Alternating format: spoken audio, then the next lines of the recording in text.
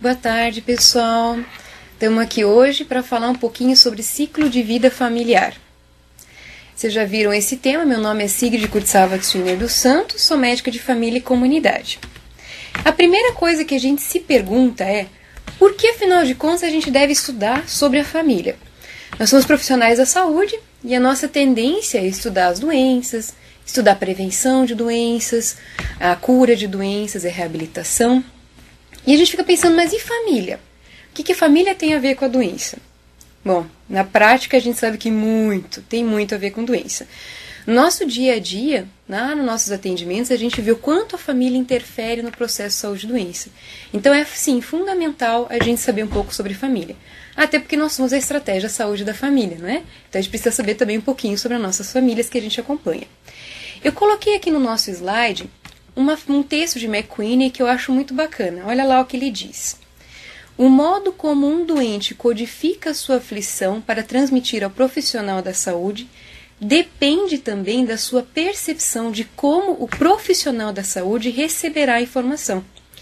Se o doente se aperceber que o profissional da saúde funciona no contexto da patologia física, é provável que codifique as mensagens sobre a sua angústia na linguagem de sintomas físicos.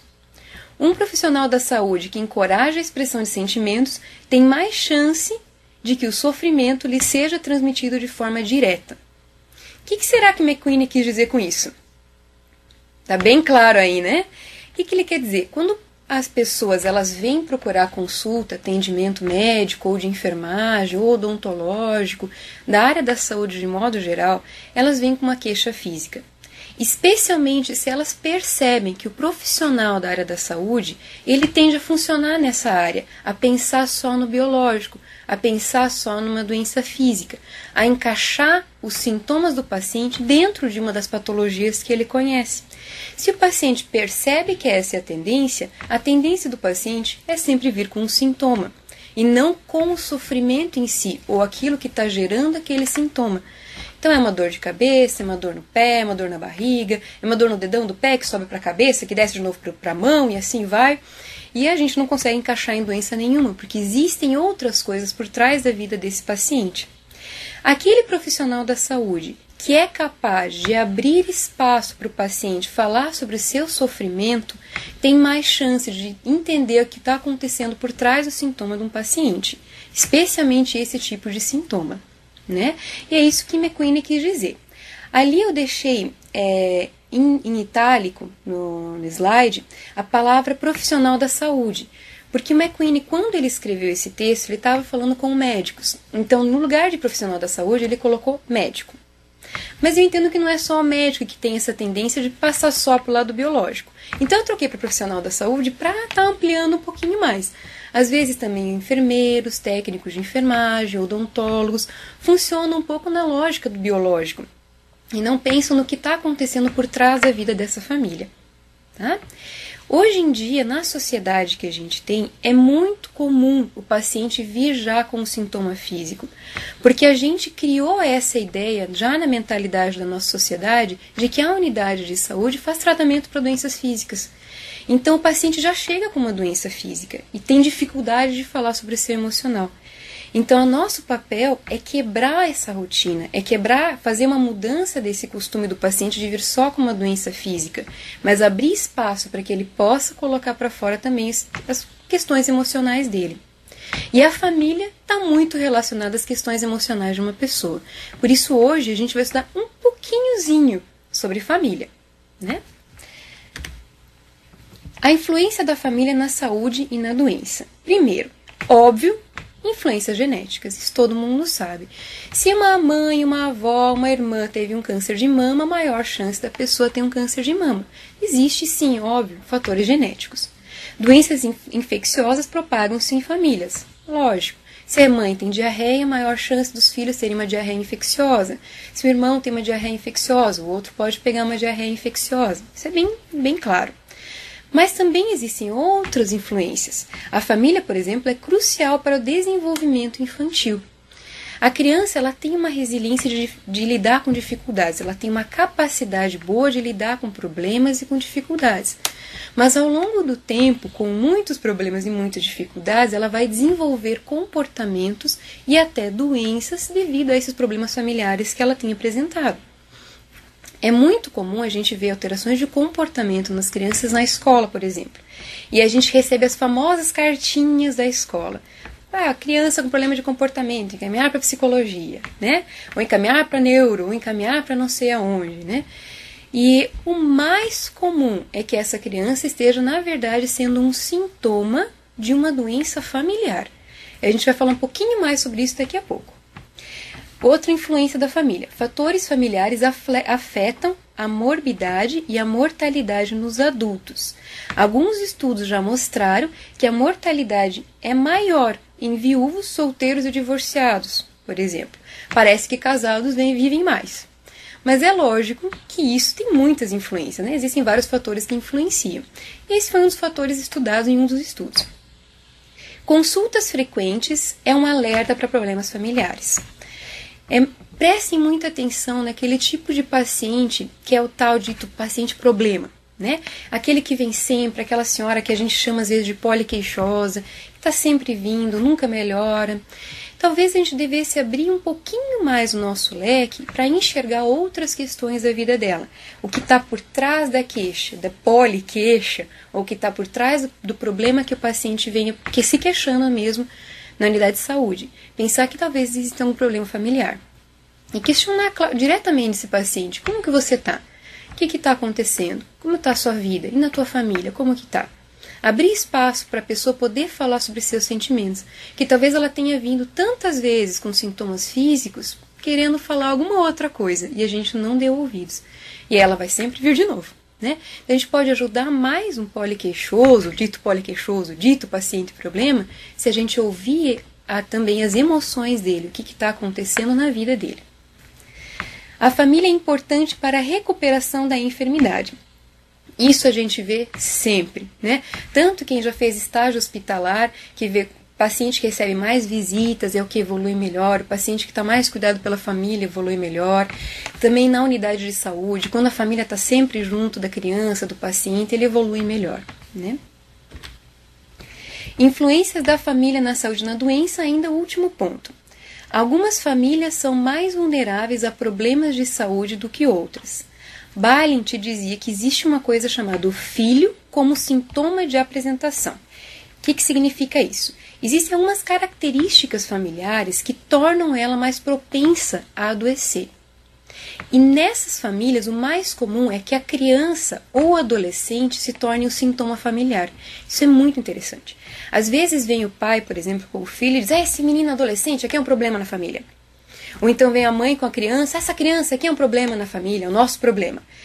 O mais comum, o mais provável é que esse adolescente, essa criança, na verdade, não sejam a doença da família, mas sejam um sintoma de uma doença mais profunda na família, de uma outra coisa que tenha acontecido lá no seio familiar, o pai e a mãe, e relacionamento entre o pai e a mãe.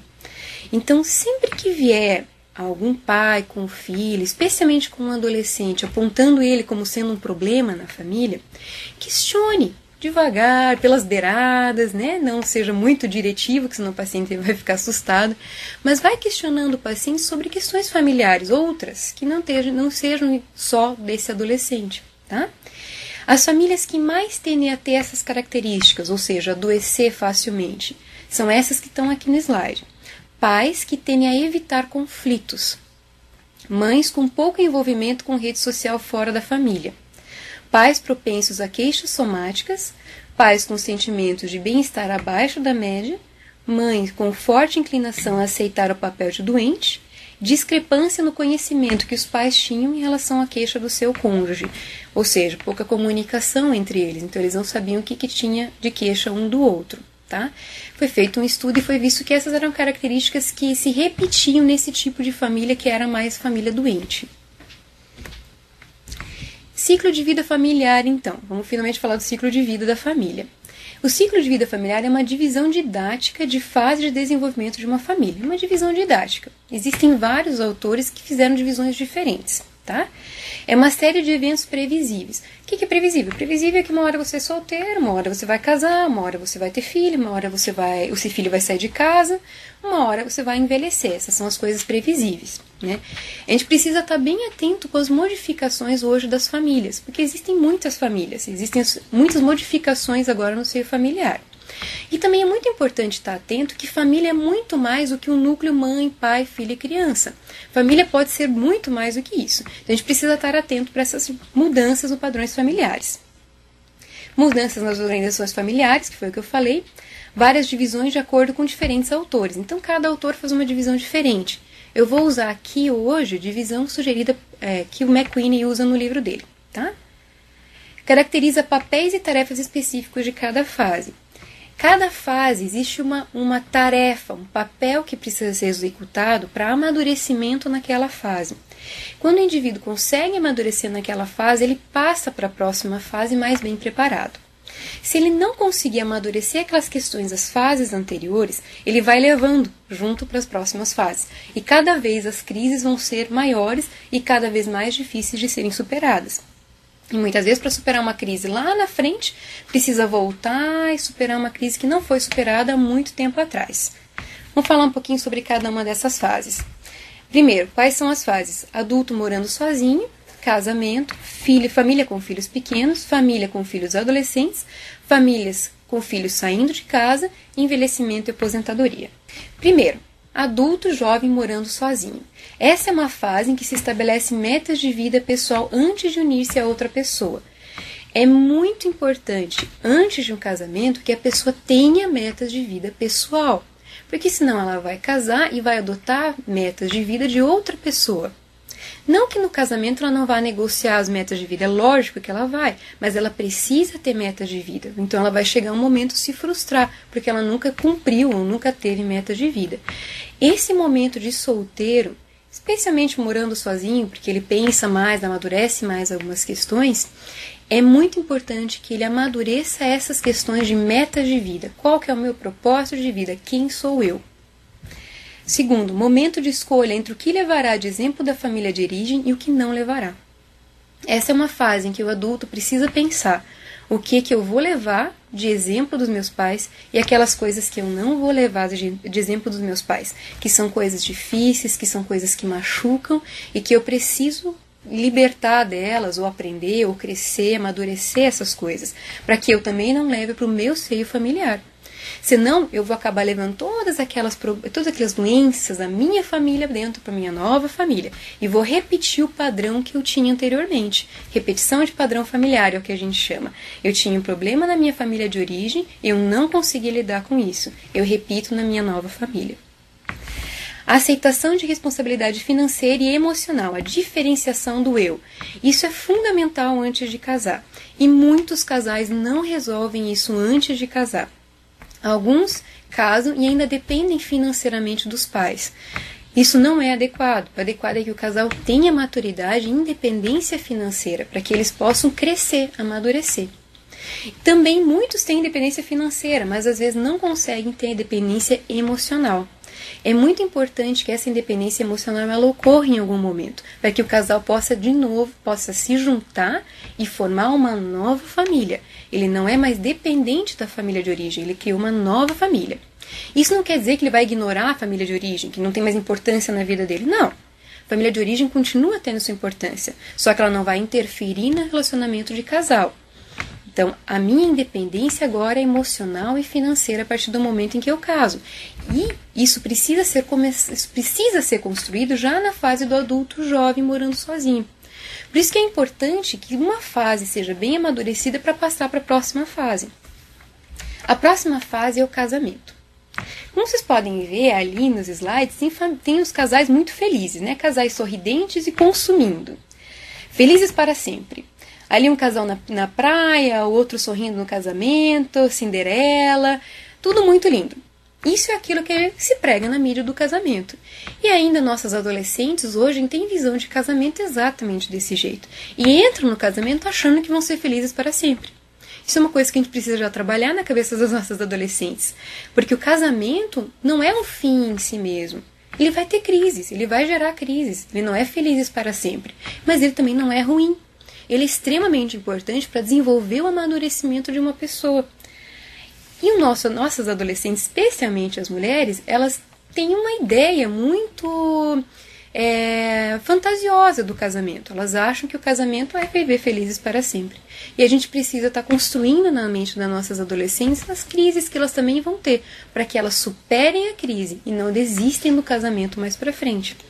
E também os nossos meninos, porque eles têm muito medo de casar, né? Parece que tem um costume agora de que o homem tem que ter medo de casar. O casamento é uma fase muito importante para o amadurecimento do ser humano. O relacionamento 2 a 2, a cumplicidade e um assumir o compromisso um com o outro, dizer, eu me comprometo com você. Né? E isso que significa essa fase. Significa eu estou comprometido com você e eu sei que você está comprometido comigo. Então, nessa fase, o que é importante? A formação de um relacionamento satisfatório para os dois. Nenhum nem outro devem se anular no casamento. Acontece, às vezes, de um se anular e o outro se sobressair. Essa não é a mais adequada. É claro que, de vez em quando, um vai ter que deixar um pouco os seus desejos, abrir mão dos seus desejos em favor do outro.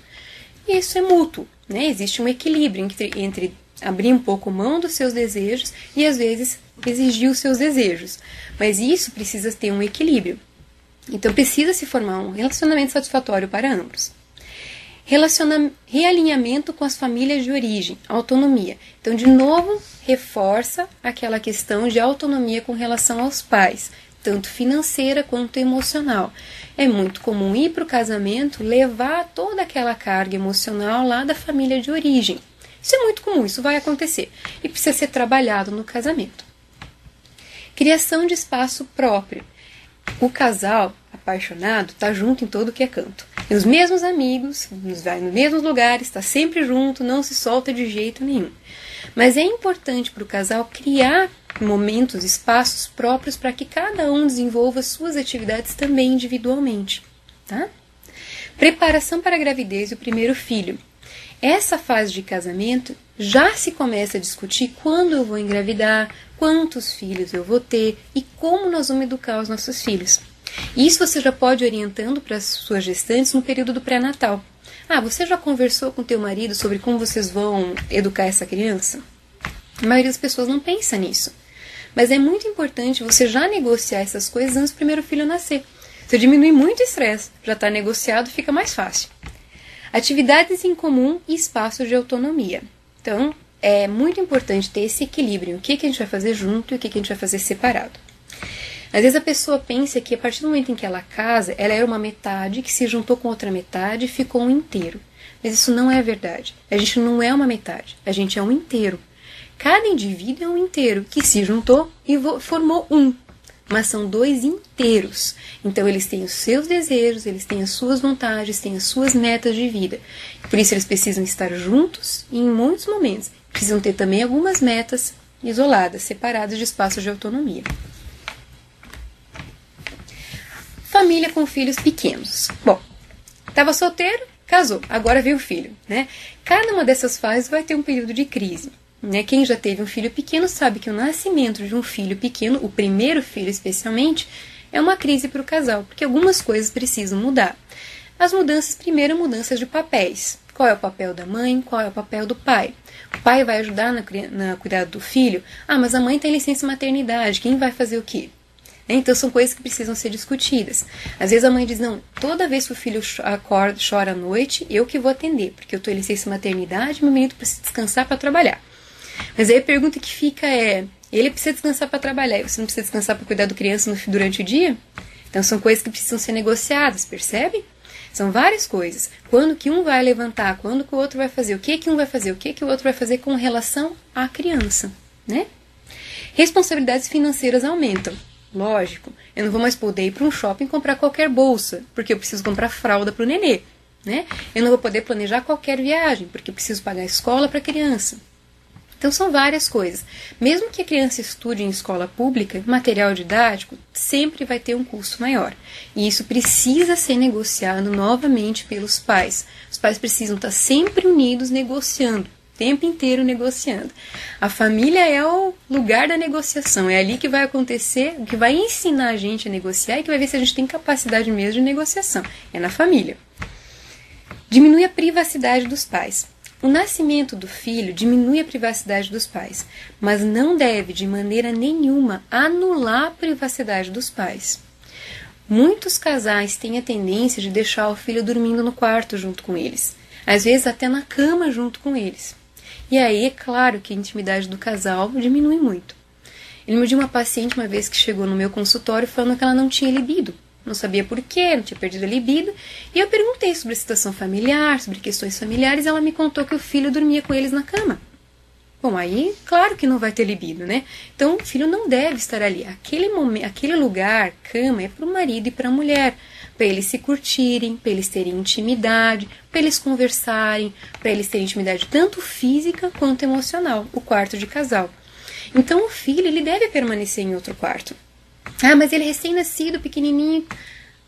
Em algum momento ele vai precisar de um quarto. Então essas são coisas que precisam ser conversadas, né? Acordos como educar. Então, esse acordo, ele começa já no período da gestação. Como que a gente vai educar? Como é que a gente vai disciplinar? Mas eles permanecem ao longo da vida da criança. Porque a criança, ela é uma surpresa todos os dias. E de vez em quando você vai precisar novamente acordar alguma coisa com o seu marido ou com a sua esposa. Realinhamento com a família ampliada. Nesse momento, a família ampliada novamente se aproxima do casal, porque o casal agora tem um filho. Então é um neto, é o sobrinho, né? E a família de origem novamente se aproxima. Isso é muito bom, mas pode também ser ruim. Então é muito bom que a família esteja para ajudar, mas não é bom que a família de origem esteja para interferir na educação ou nas decisões que o casal já tomou com relação àquela criança. E isso também precisa ter um equilíbrio, e quem vai definir esse equilíbrio é o casal. Até onde a família de origem vai interferir, até onde a família de origem não vai. A família de origem vai se aproximar, mas ela não pode interferir demais. Família com filhos pequenos. Você precisa ter um alerta especial com gravidez antes do casamento. Porque a gravidez antes do casamento pula-se várias etapas do desenvolvimento emocional e maturidade, né, que a gente estudou até agora, do adulto solteiro, do casamento, para depois gravidez. Existe uma tendência maior dessa mulher ter mais dificuldade e uma crise maior, então ela precisa de um cuidado maior. História familiar de maus tratos e drogadição, lógico, e problemas escolares indicam problemas familiares. Então, lembrar que a criança e o adolescente, eles costumam ser sintoma de uma doença familiar. Quando tem problemas de comportamento do adolescente ou da criança, seja na escola, seja em casa, seja na comunidade, é muito provável que essa criança ou adolescente tenha um problema familiar mais profundo por trás. Família com filhos adolescentes. Bom, aqui eu não precisava nem falar que filho adolescente dá crise, né? Se você tem um filho adolescente, você sabe. Se você não tem um filho adolescente, um dia você foi adolescente, né? Então você lembra que a adolescência normalmente gera uma certa crise na família. Uma coisa muito importante é que a família vai mudar suas fronteiras. Se ela tinha fronteiras muito rígidas, ela vai precisar ampliar um pouco as fronteiras. Porque o adolescente vai trazer amigo, vai trazer namorada, vai sair, então vai sempre estar aquele movimento na casa. E aí é difícil, porque os pais vão precisar definir o limite também dessas fronteiras. Até onde a gente vai abrir, até onde a gente vai fechar. E aqui é um movimento constante de abre e fecha, até que os pais aprendam com o filho e o filho aprenda com os pais, porque é um período de muita modificação. Então, como segundo item lá, negociação, equilibrar liberdades e limites. O tempo inteiro você vai precisar equilibrar a liberdade e limite. Você não pode dar liberdade completa, porque ele ainda não é um adulto maduro, mas também não pode limitar completamente, porque ele precisa ter autonomia. Ele precisa, em algum momento, sair da casa dos pais. É para isso que a gente cria os filhos, não é para ficar debaixo das asas dos pais. Então, em algum momento, ele vai precisar desenvolver autonomia. E para isso, os pais precisam equilibrar o que ele vai dar de liberdade, o que ele vai dar de limite. Uma dica, uma ideia, é que você pode dar essa dica para os seus pacientes também, ou você usar também se você tiver um filho adolescente, né? Você dá um limite. Se o filho respeita o limite, respeitou você na imposição do limite que você deu, você amplia um pouco mais o limite. Se ele permanecer respeitando o limite, você sabe que ele é maduro e você pode ampliar os limites. Sempre que ele respeita um limite que você colocou, ele mostra maturidade. E se ele respeita e maduro, você pode ampliar o limite. Se ele não respeita o limite, você fecha o limite. E assim vai, abre e fecha, até que você vá aprendendo, descobrindo o seu adolescente e ele vai amadurecendo nesse período. Estabelecer novos interesses pessoais e profissionais do casal. É muito comum nessa fase que os pais voltem a estudar, entrem numa faculdade, façam uma pós-graduação, continuem seus estudos. Isso é muito comum, porque o filho já está mais independente. Então, normalmente ele vai e faz alguma coisa. As mães vão fazer um curso, né? Às vezes ela faz um curso de costura, alguma coisa assim. Às vezes ela abre alguma lojinha, alguma coisa, né? As coisas mudam nesse período porque os filhos estão mais independentes. Isso é bem normal. Dependências químicas, problemas escolares, delinquência são sinais de problemas familiares. Não exclusivamente do adolescente, mas familiares. O adolescente, lembre-se, é um sintoma da família, tá certo? Família com filhos saindo de casa. É o tal do ninho vazio, todo mundo já ouviu falar nesse termo, né? Proporcionar rituais de saída dos filhos de casa, isso é muito interessante. O ser humano parece que precisa de rituais. Então é muito interessante você... o filho vai sair, por exemplo, para estudar fora, faz um jantar no último dia, entrega um presente especial com algum significado especial familiar, deseja a ele tudo de bom, diga para ele que você está disposto a ajudá-lo em qualquer momento, mas dê um ritual de saída de que naquele momento, a partir daquele momento, ele está fora de casa. Ele tem autonomia, ele pode voltar, pedir sua ajuda se ele necessitar. Mas naquele momento ele está saindo de casa e vai desenvolver a sua autonomia. E esse é um momento muito importante. Então você deve estimular o seu filho a desenvolver isso. Em algum momento ele precisa sair de casa. É verdade que existem filhos que ficam até 30, 40 anos em casa, né? Mas o mais normal e o mais adequado é que o filho em algum momento saia. Porque morando sozinho ele vai desenvolver maturidade que ele não desenvolveria morando na casa dos pais. Tá? E aí fica o ninho vazio, especialmente quando sai o último filho. E a maior dificuldade dos pais é com o filho mais novo mesmo, porque aí eles percebem que está saindo o último filho. Aí percebam o quanto é importante que esse casal tenha desenvolvido intimidade durante toda a sua vida. Porque se não desenvolveu intimidade, se esse casal viveu em função dos filhos, quando os filhos saírem de casa, eles vão deprimir ou vão se divorciar. Porque eles não se conhecem mais, eles não sabem mais quem é um ao outro. O casamento é o maior... a pessoa com quem você casou é a pessoa com quem você vai viver para o resto da sua vida. Não é o seu filho. Então, o maior investimento é no teu casamento. O seu filho não vai te levar junto quando casar, ele precisa criar autonomia. Então, em algum momento, ele vai sair de casa sim. E aí você vai ficar com o seu marido ou com a sua esposa.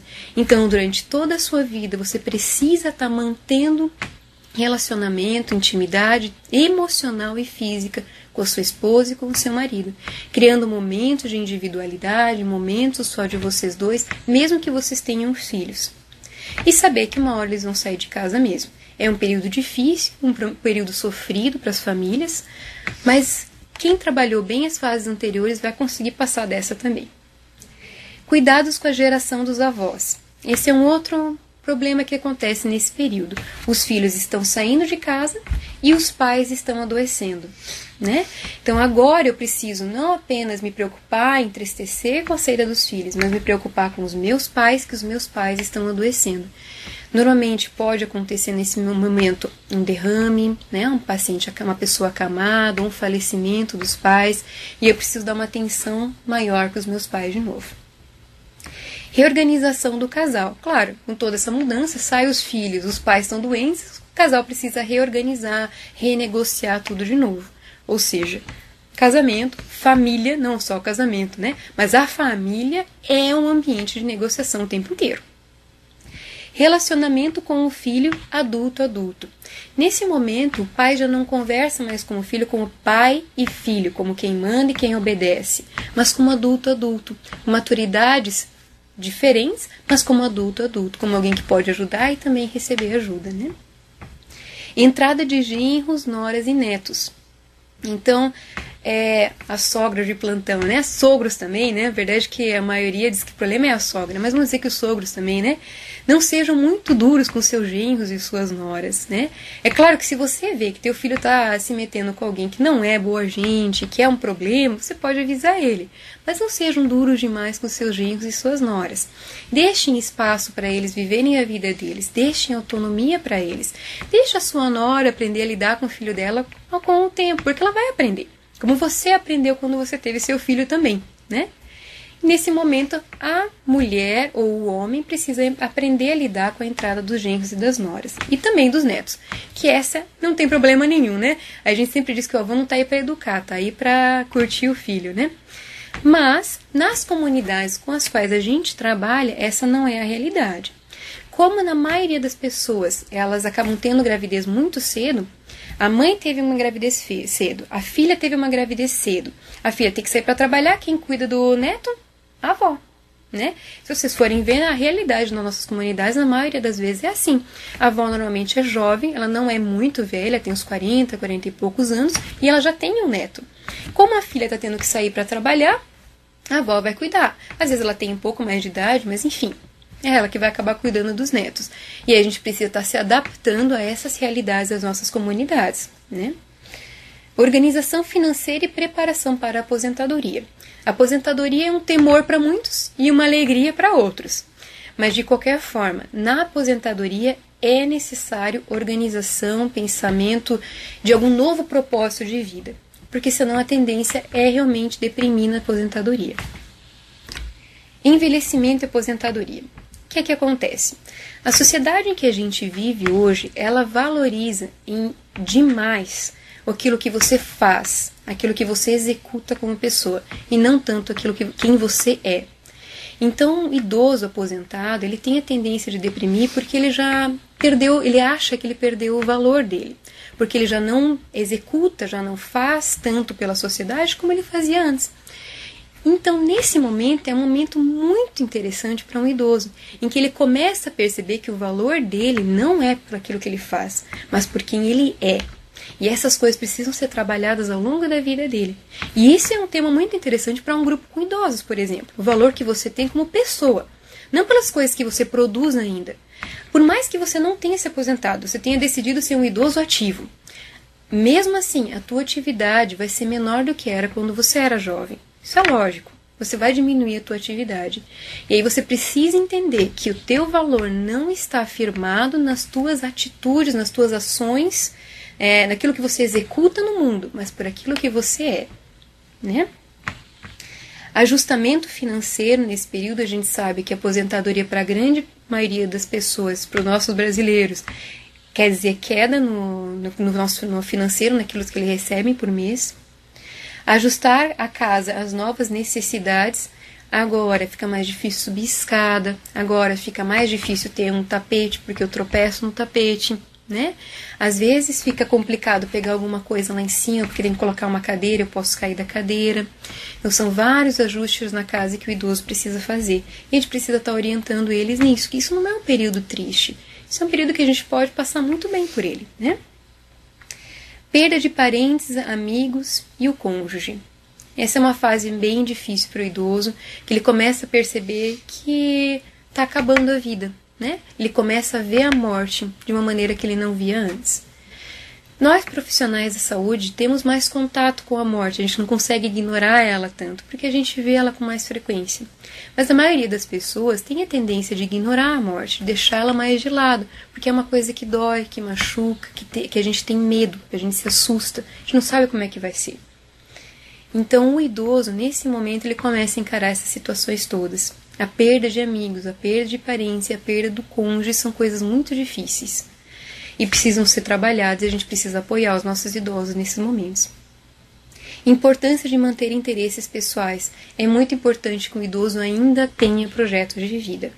Vou falar da minha avó. A minha avó, ela tem 90 anos e ela ainda tem projetos de vida. Ela entra no YouTube para aprender a fazer algum bordado ou alguma coisa nova.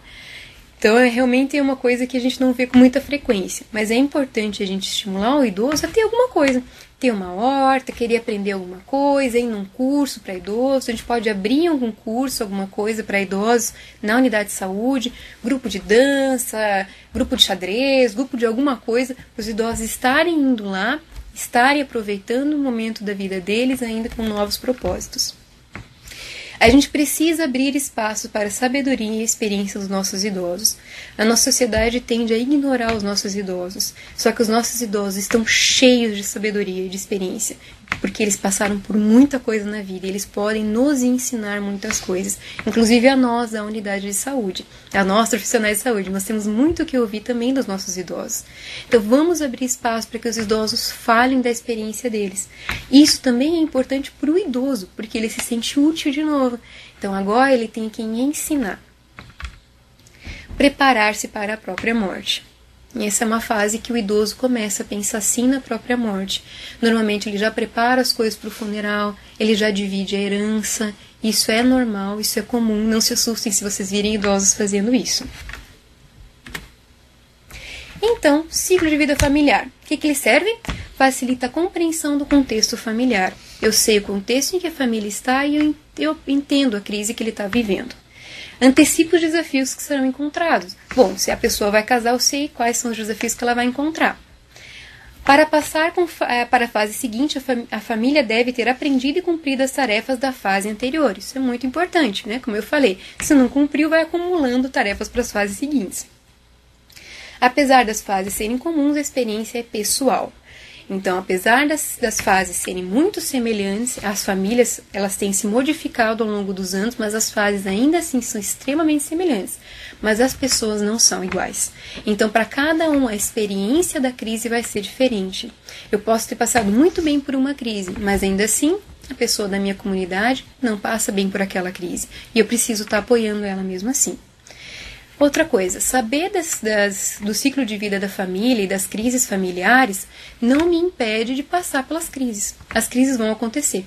Porque eu sei quais são as crises, não me impede de passar por elas. Elas vão acontecer, mas eu sei que elas vão passar. E eu sei que eu preciso aprender com elas. A crise não deve ser vista como algo ruim que eu não quero nunca mais na minha vida. A crise é uma oportunidade para crescimento, se eu souber lidar bem com ela. Então, só lembrando que hoje existe uma diversidade muito grande nas famílias, existe uma mudança nos padrões familiares, e a gente precisa estar atento a isso. Eu coloquei aqui uma família bem clássica ali no meio, e aí em volta umas famílias bem diferentes, né, que vocês estão vendo aí.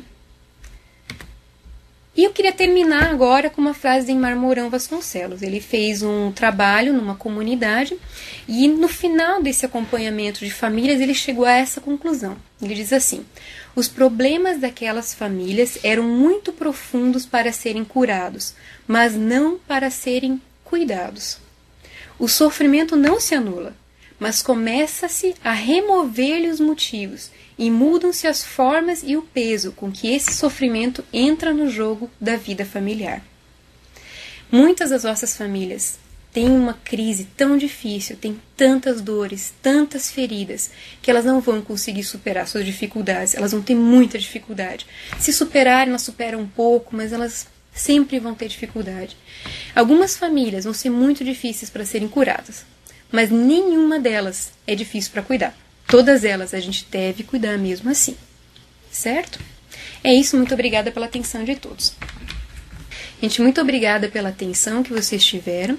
Queria lembrar a vocês que se vocês tiverem algum caso de alguma família que vocês queiram discutir, vocês podem pedir uma consultoria síncrona comigo mesmo. A gente pode discutir algum caso de alguma família especificamente para uma abordagem nesses temas e em outros que aparecerem, tá bom? Tenha uma boa tarde.